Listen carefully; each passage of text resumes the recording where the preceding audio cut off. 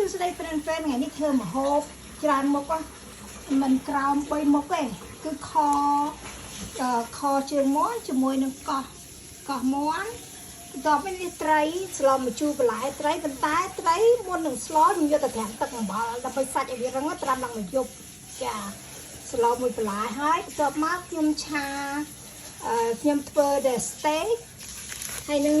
ឆាជំនាញសាច់គោប្រឡាក់ហើយប៉ុន្តែខ្ញុំទុកនៅក្នុងទូឆាសាច់គោជាមួយនឹងម្ទេសហើយជាមួយនឹងខ្ទឹមប្រាំងអញ្ចឹងបានន័យថា3មុខ4មុខណោះចា3 4មុខចាហ្នឹងហើយនេះស្លម្ជូរបន្លែចាហ្នឹងហើយថ្ងៃនេះធ្វើ3មុខ4មុខដល់3មុខ4មុខឯងចាប្រហែលជាណោះ4មុខប្រែន4មុខចាស្លម្ជូរខជើងមាន់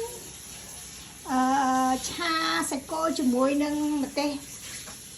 ដែលញ៉ាម្ទេសហាហ្នឹងហើយ4គឺស្តេកសាច់ស្តេកអានេះថ្លៃចាស្តេកហើយព្រឹននេះស្តេកញ៉ាំឥឡូវថ្ងៃអាហារថ្ងៃត្រង់ញ៉ាំជាមួយកូនស្រីចម្លែកចាចាបាយបាយព្រឹន see you with me next video